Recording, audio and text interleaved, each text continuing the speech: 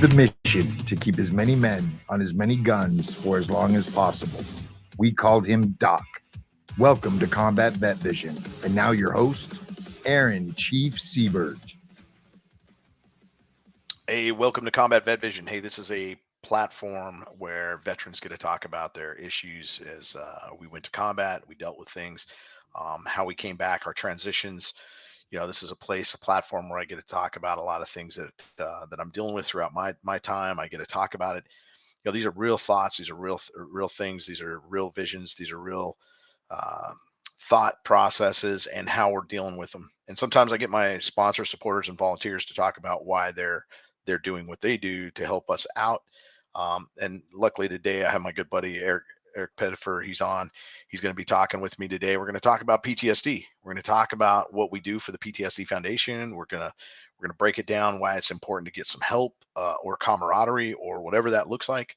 And hey, Eric, welcome. Thanks for coming on, brother. Hey, it's good to be back, man. Again. Good to see you again. Yeah, again, you know, I just had Eric a couple weeks ago, maybe a month and a half ago or something like that. But January. We talked about in January. Right after I moved back to Georgia. Oh, dang. Time flies, huh? Man, time flies. Time flies. It's yeah, well, it was this year. Yeah. Hey, but thanks for being on the show. I know we talk often about a couple of things, some really important things, some really cool things. Let's talk about PTSD, and let's talk about the PTSD Foundation. We both work for the foundation. We help combat veterans deal with PTSD on a peer-to-peer basis. We get guys to Camp Hope that really need it, that are further down the road of like destruction and about ready to lose their last leg in life, and whatever that looks like to them. We want to help them out. They pick themselves back up at Camp Hope, which is somewhere between 4 and 8 months, 6 to 8 months, something like this, treatment wise, going through a lot of different things. And then hopefully they step back out into life and they can make a huge difference. And a lot of the guys, including Eric, have gone through the program and then taken over and gone out there, and they start thriving. And this peer-to-peer mentor thing is super awesome. And the collaboration that we do for ourselves, this is treatment as well. But at the same time, we're able to help others along the way through our journeys. So, Eric, let's collaborate on that, man. All right, brother. So, I had my own experience with that, serving in Afghanistan in 07, 08, 15-month deployment. With some pretty kinetic missions, operations that we were on. One involved a friendly fire incident. I would think, that would probably be one of the key players in some of the struggles I had. It was one of those aha moments. It was just like, it's about to get real. I just come off of R&R. It was my first stop after R&R. I've been chilling back at home, with my kids over Easter and my birthday, and we get back and we go out on this mission, and we're in a gunfight outside a mosque, and all of a sudden, the trees start just disintegrating around us, and this Apache that was coming in to support us, and had unfortunately fired a little bit too close, and shrapnel from the 30 millimeter chain gun had hit the lead three members of our squad. Fortunately they all survived, but it's that was one. And I tell guys a lot of times, with me personally, having come from a military family, and heard a lot of of my grandfather's experiences in World War II, my dad and my uncles in Vietnam. Obviously I hadn't been there, seen it, smelt it, felt it, but I kind of knew what to expect, as far as the fact that you're going over in a situation that you could potentially not come back from. And I think one of my bigger issues was not so much getting in the gunfights, witnessing this or that. I had this, had no idea I had it, but apparently I had this really good knack for disassociation. And I didn't feel, or didn't at the time, and I think that was my biggest struggle coming back, because I got hurt over in Afghanistan. I had returned to the active duty from a 9-year break and was going to stay in and retire at this point. I was in my mid-30s when I took that first enlistment back active. I was sitting about 13 years left.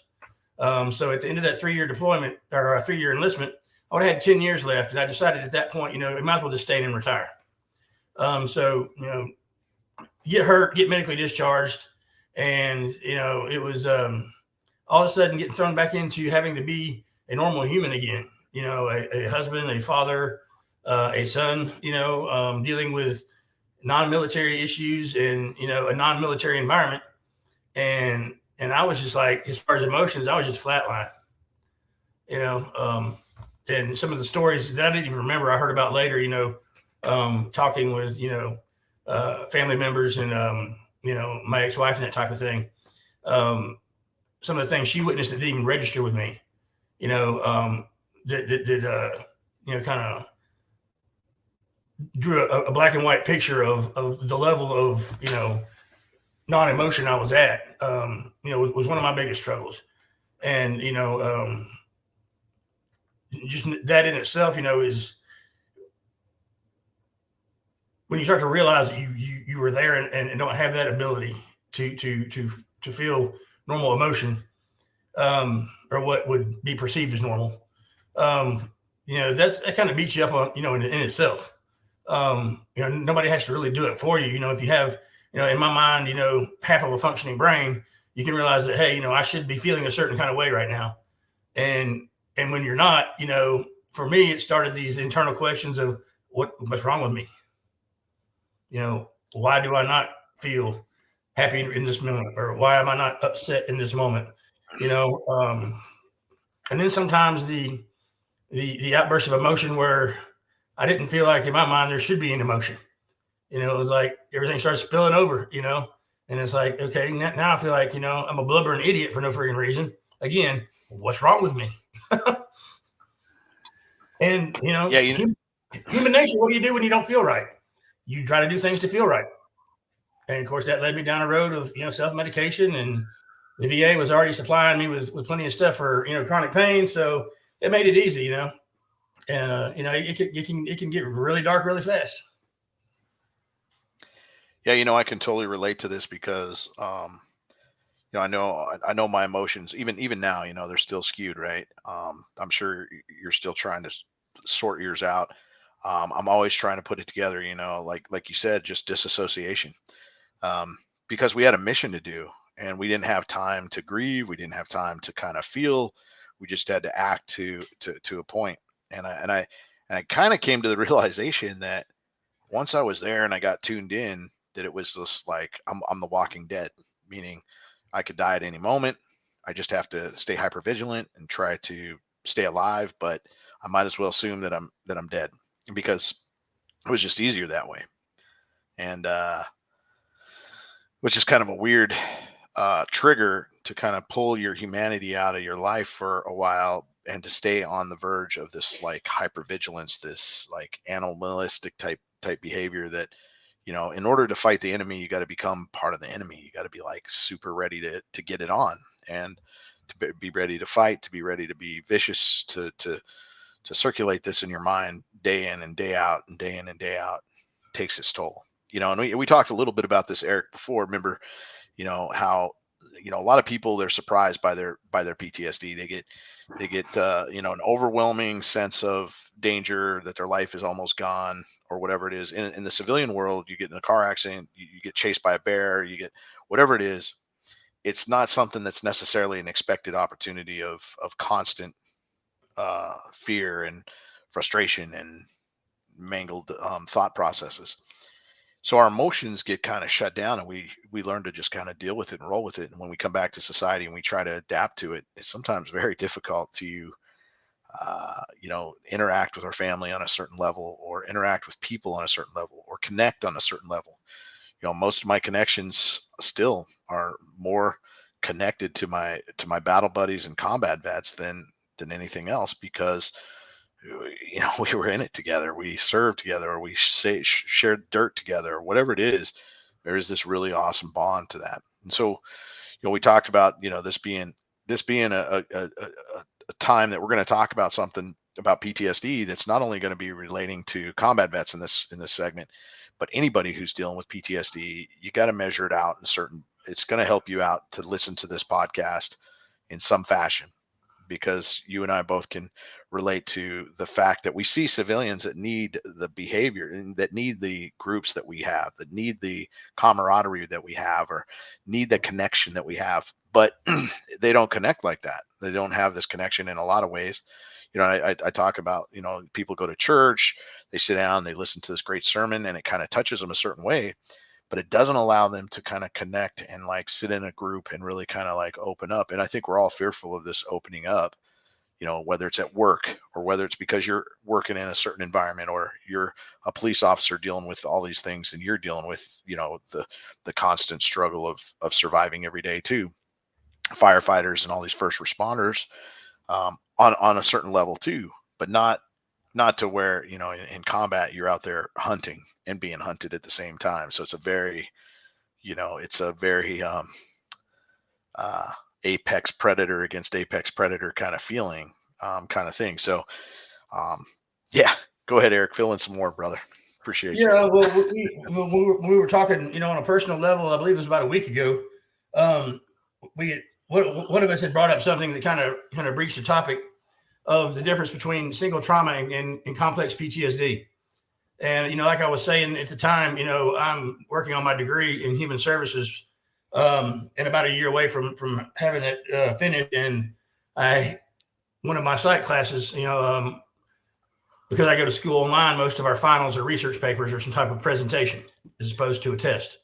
And I had to write, and I chose to write on my thesis was, you know, the fact that, you know, I was going to prove, you know, in that essay that you can't lump the two together. You know, we recognize that there's a bunch of people out there in the world with PTSD every day that, you know, that were never in the military, that were never in any type of high risk profession.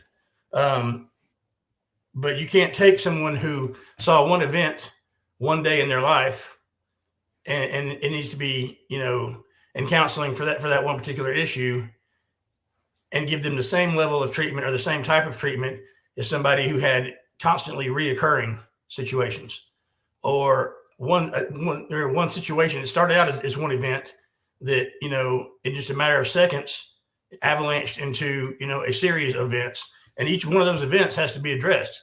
You know, you can take away one of those traumatic events, but you've still got 3 or 4 other ones. You know, you can't just fix one of them and expect it all to go away. And, you know, and I was trying to, you know, put this in my, you know, into my paper, and was going to cite some of my own personal experience. I wasn't going to, you know, try to be the authority or anything.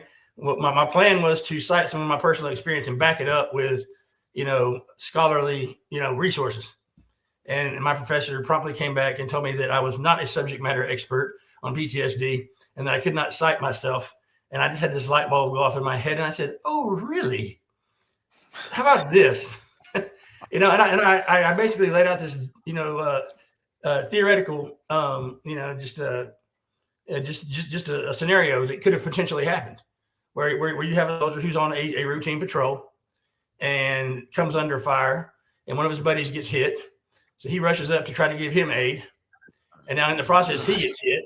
So not only is he trying to give aid to his buddy, now he's trying to, you know, give aid to himself, or, you know, continue the fight to keep it off of his buddy. And someone now has to get involved to give him aid. And now you have like 3 different traumatic events, and it all evolved in a matter of, you know, 30 seconds on what was, you know, supposed to be just a normal routine, you know, presence patrol. You know, and you can't give him the same level of counseling and expect, you know, the same results as you did, you know, a 21-year-old kid who, you know, was in a bad car wreck on his way home from a college party. That's one event that he has to deal with, not, you know, even though that one person was in that event, there were several other events that, you know, directly involved that person. And, you know, he's going to have to process and sort all that stuff out, as well as the part that, you know, specifically impacted him, you know, on a physical level. So you have the, you know, the physical trauma and the mental trauma. Yeah. And there's something to be said about that in a lot of ways. And I just will tell a couple of stories. One being that when groups started for me, when I came back, it was a Purple Heart recipient, Vietnam vet that came down, and most of the guys in the group were there because they were at Wounded Warrior Battalion West, healing together. Most of them were Purple Heart recipients themselves, but a lot of them were combat vets that just ended up in this group. But what happened was SARP got involved, which is the substance abuse deal. Mm. And they said, hey, our guys that went to combat need to be part of this group that basically maybe didn't even see combat, that some of these guys just, were on, but they came back and they started abusing drugs or alcohol. And so they started incorporating these guys into the group. And I think it ended up tarnishing the group in a sense, because these guys weren't there for the right reasons. They were there to, escape a drug charge a lot of times, or to do something that was totally outside of necessarily what the group was originally for. And so it created that dynamic. And some guys even started embellishing the story. And we talked a little bit about this, Eric, is that there's even a stories that I have where, before you vet a person out, you really need to vet them out to ensure that they meet the billet. Because if you put them in there and maybe they didn't go to combat, but they went to the area kind of similar to it, and they just supported combat, but then now they're in there with all these guys that are dealing with this story, and they start embellishing those stories. They start feeling like they're not worthy. They start feeling all these different things, and that's not the intent, but that's sometimes what happens, and it messes them up. And so they start focusing on, why do they have PTSD? Because their buddies lost buddies, or because some other weird thing, and it becomes skewed. And then you're in a group where you feel like, why am I in here with this person that's kind of embellishing stories? And it really kind of can affect the true nature of what you're trying to accomplish. And it's not to take away from anything. There's plenty of organizations, plenty of things. And I wish there was groups started for everything, for everybody. Yeah. I think everybody needs groups of some sort, but you need to make sure you're in the right group, because some of these groups have messed up people. And I mean, I'm talking about, I have a guy in my mind right now that constantly calls me and wants to talk, and it's super awesome. And he's like, hey man, I'm just glad I get to talk to you, because I should have never gone to that group. I should have never been in these groups. I should have never, it really kind of affected me, and it really pushed me down a bad road. So I still talk to him because it's valuable. It's value for me to talk to this person, because it's a true connection. But at the same time, I feel bad that I get to witness the greatness of a group that can be tarnished by putting the wrong person at the wrong place at the wrong time, because somebody didn't vet them out properly. And it's kind of that's one story.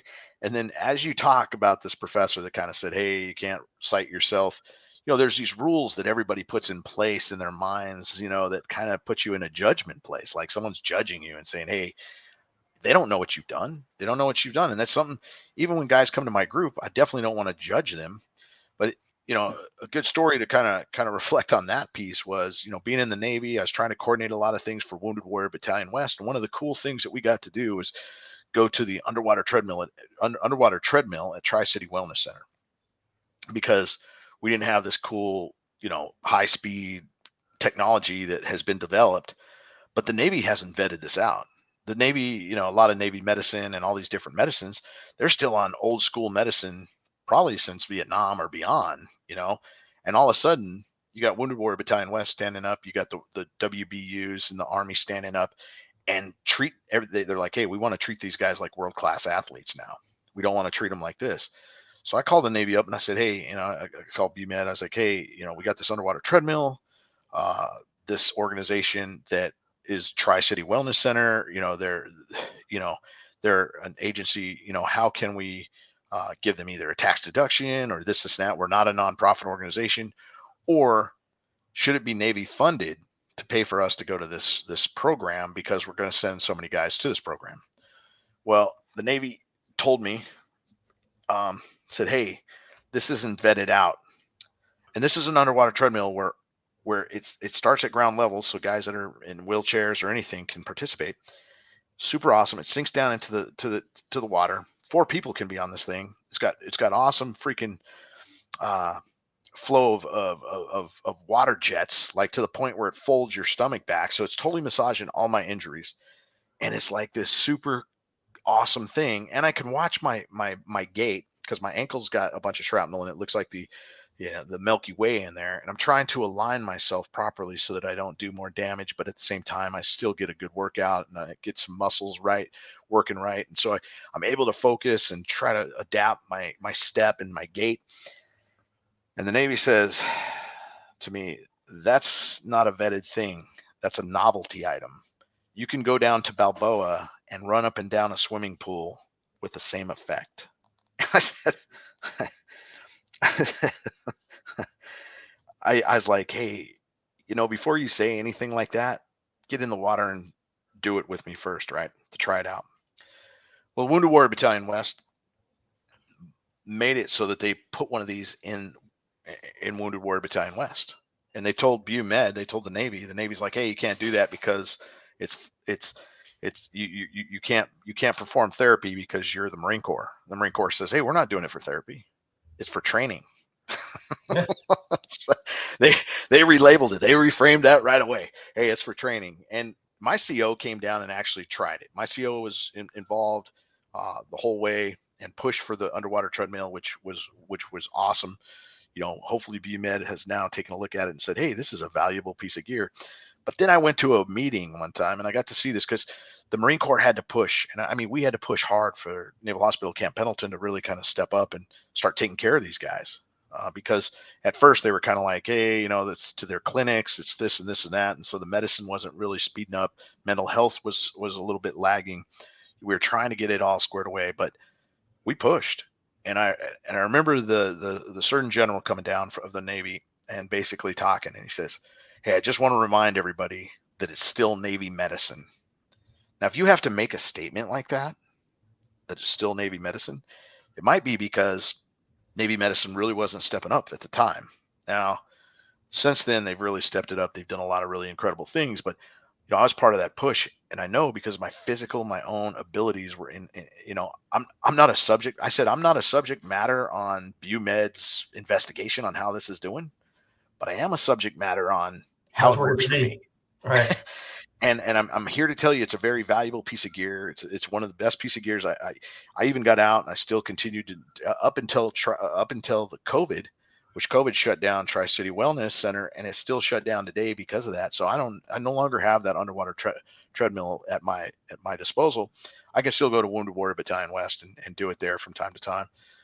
But I haven't set up a way to do that yet. But it's, your story is all about, we are subject matter experts in ourselves and how we move forward in a positive direction. And it's not for everybody. I'm not telling you that I'm a subject matter expert for you.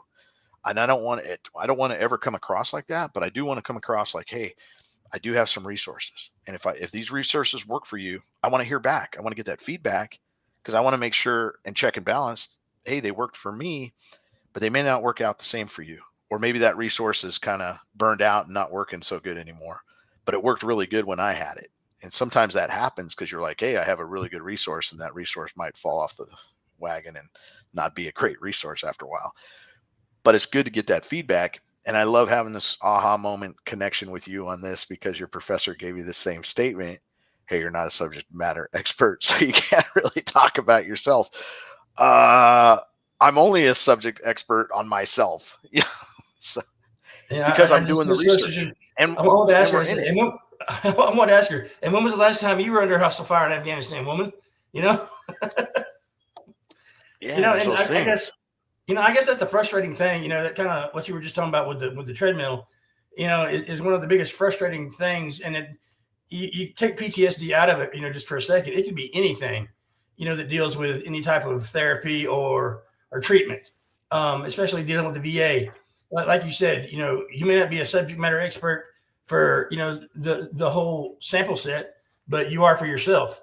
And, too often I think, at least in my own experience, you get pigeonholed into a treatment plan. Well, this is what we're doing right now. Well, what if this isn't working for me? It may work for 9 out of 10 of the people, but what about 10 out of 10? You can't take somebody, a group of people and to have similar situations and just assume that this one thing is going to work for everybody.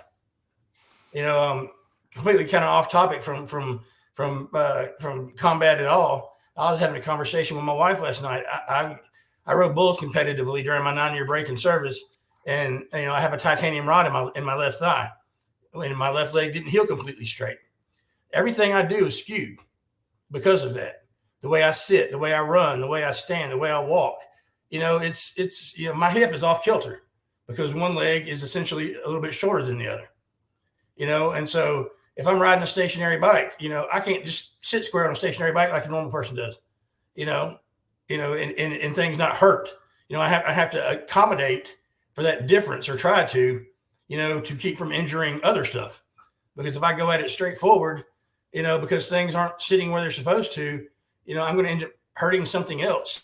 So there's this constant, adjustment, it seems like, in all aspects of physical movement, based off of, one injury. And, so, it's like, oh, go out and, you need to lose some weight, go out and run. Well, I'm sorry, I can't run like a normal person, not to mention, I've seen a video. It's almost fucking comical to watch. It is what it is. Yeah, I'm with you on that. With my shrapnel to my right ankle, one of my legs is smaller than the other. Not to mention the shrapnel to my thigh, which is a never-ending Charlie horse, so I can't push on my thigh too hard because it feels like crazy. So I have to accommodate everything, whether it's working out, riding a bike, going up and down stairs. I have to balance my foot on it because my right foot doesn't like to pivot up, and so when you step down, it just puts too much pressure on the one area. I don't know. There's shrapnel in the joint that just kind of, you're smashing the shrapnel. It's like a never-ending grind to the shrapnel, and it's like, hey man, we're not moving, so we're just going to press into this bone-to-bone kind of activity. So I have to accommodate for all these injuries to adapt, and I have to pace myself daily. When we talk about, are you working to do all these things? It's like, I'm not really working. I'm doing therapy all day long. I talk to my combat vets all day long, my battle buddies all day long, and it makes a difference in my life. But it also makes a difference in their lives to know that somebody's out there that's caring, thinking about them, wanting to talk to them, wanting to engage.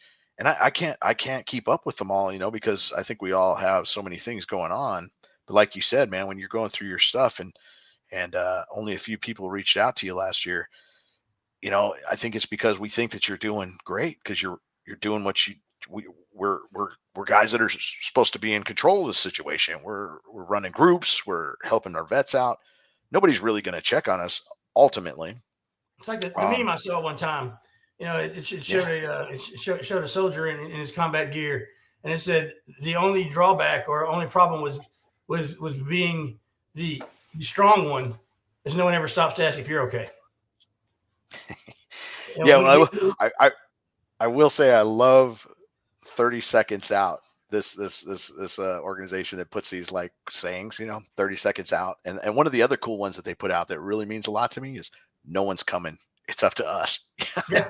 It's like, but us is the cool thing, right? It kind of means you got to have you and a battle buddy.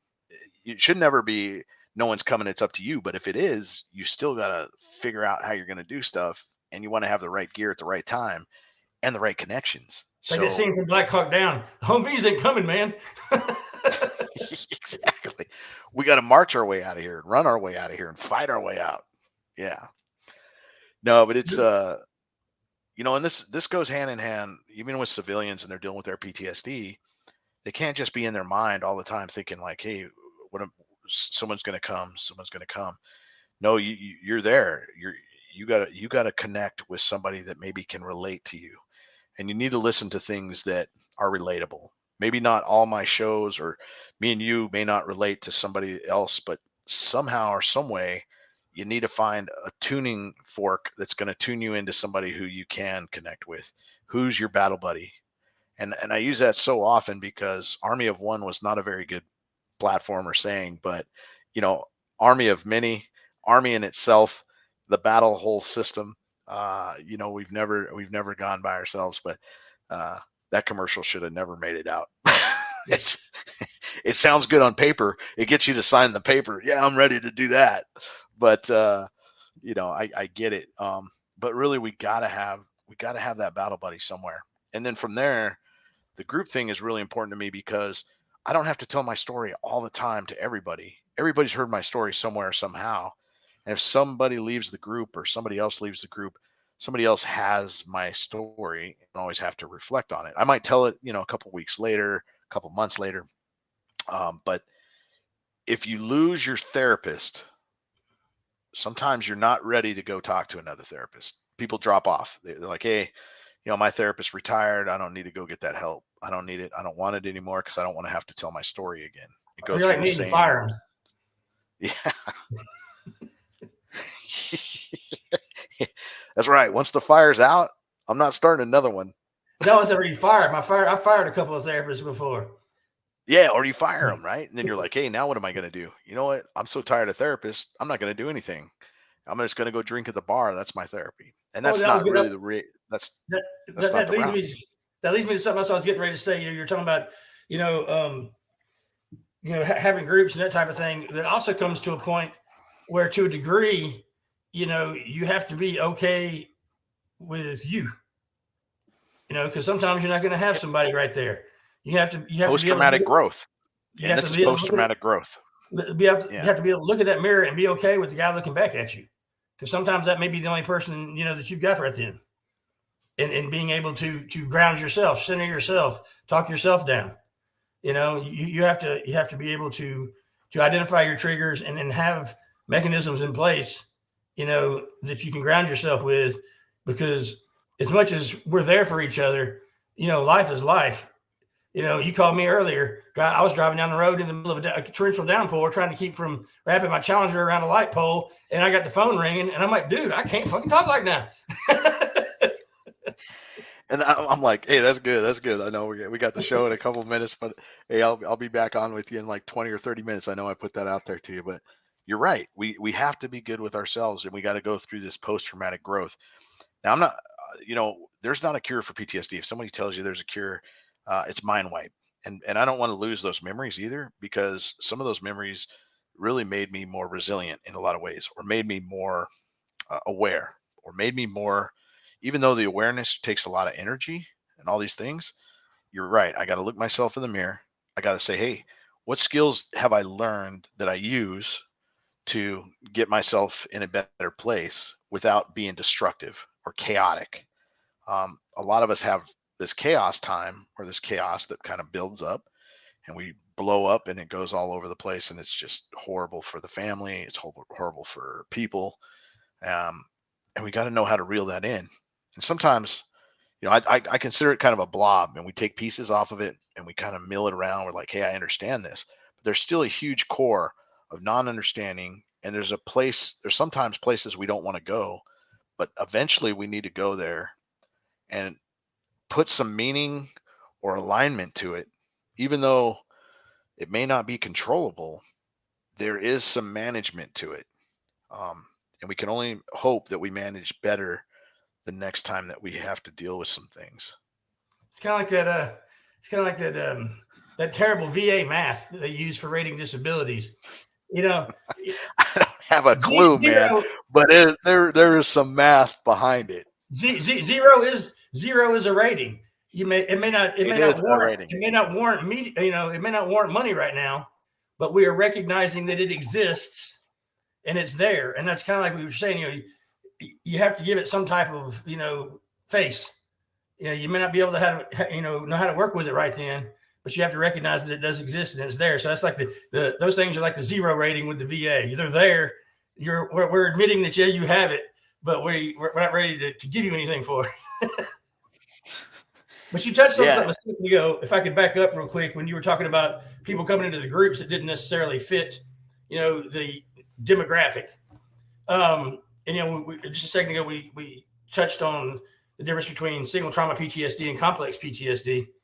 When you have somebody coming into a group that may have embellished their story to get there because, they knew they needed something, but they weren't exactly sure what, but they knew that if they twisted things this way, it would get him at least here. And then they're in this group with all of this, heavy stuff going on, and they didn't quite experience the same thing. So just like, we have family groups because we give our family members and everybody close to us secondary PTSD, which is a real thing. It's not just a label somebody threw on something. So now we're potentially in our group that's, designed to help people move forward and grow, because of the situation. We're now giving this innocent bystander secondary PTSD because he's forced himself into a group that he didn't necessarily fit into, and where he's hearing all of this, heavy junk being thrown out, on the, daily or weekly basis, so now he's carrying around not only his stuff, but now he's got our stuff spinning around in his head. And I can tell you right now, I wouldn't put some of the stuff that's spinning around in my head on my worst enemy. Exactly. And that's so, I feel like sometimes when I go into group, I carry a very light load to it because I need to be there for them and I need to be there for me. But I constantly tell everybody, I'm like, hey, this is a place where you need to be selfish. It's a place where you need to drop off your shit. And hopefully this week, you're not going to pour it onto your family. You're not going to pour it onto somebody that doesn't need it, doesn't deserve it.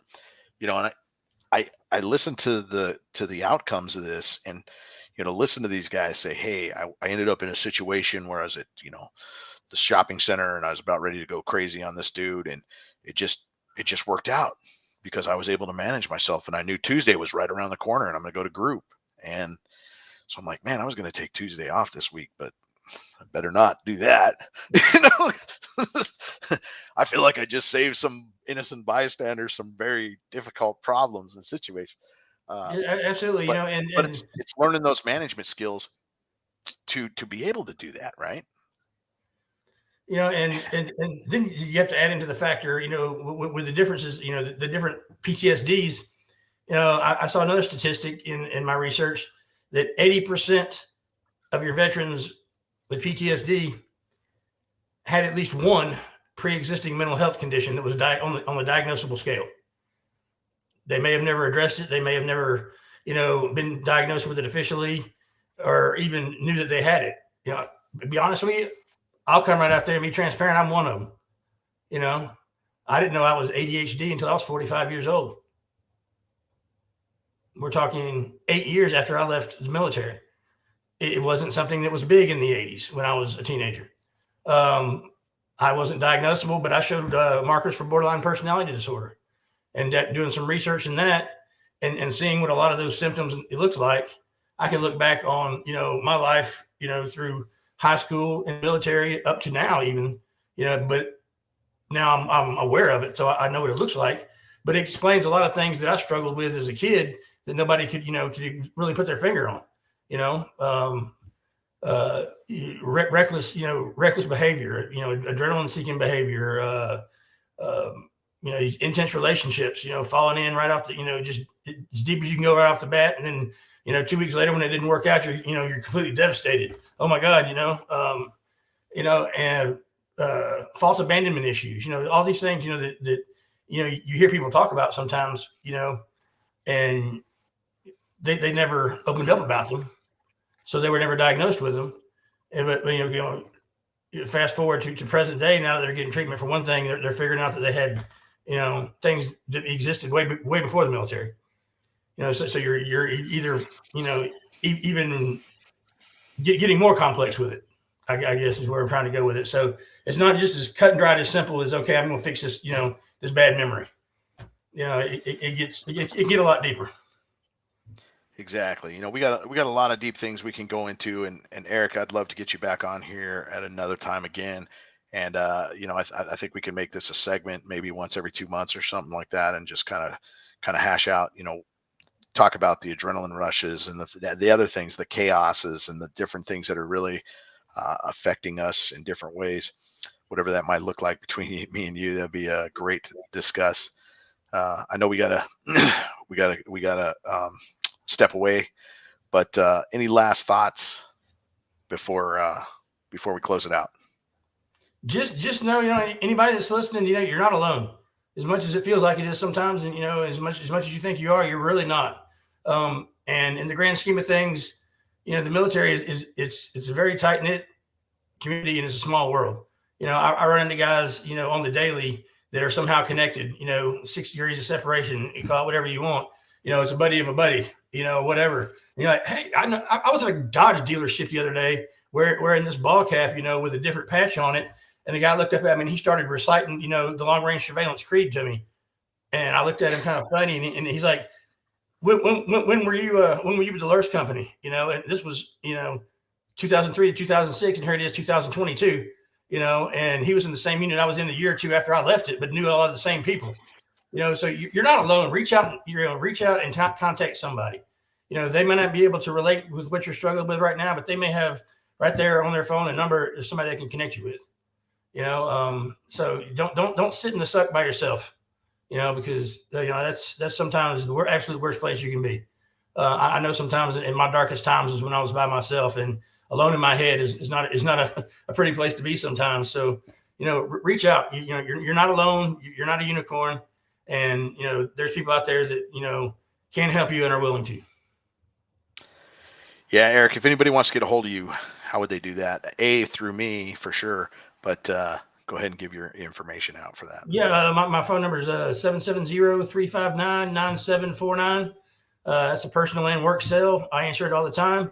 Or I can be reached through the PTSD Foundation of America, Georgia chapter. Their contact information would be on our website at ptsdusa.org under Get Help. Thanks a lot, brother. Hey, I appreciate it. A lot of times we talk about the PTSD Foundation, Warrior Built, whatever that might be. But really, if you're a nonprofit organization that are doing some really incredible things for our veterans or combat vets, please, get on here. Let's talk about it. Or even a company. There's some companies that are out there that are getting ready to help out a lot of different things. Our sponsors, our supporters, our volunteers. Get on here and talk about it. But yeah, thanks for coming on, Eric. Appreciate you, brothers. And thanks for having me. Definitely. Man. All the time. I look forward to having you again, and we'll talk about this some more. Hey, this is Aaron Siebert, retired Navy chief, lucky to be alive after being hit with a mortar round April 2006. I have a big story on that, but you can find that in here as well. If you're dealing with PTSD, please find that help. Please please get it. There's a crisis line for the PTSD Foundation of America. Please reach out to that. Look at it. Let's talk about it. Till then, hey, next time, strength and honor. Out.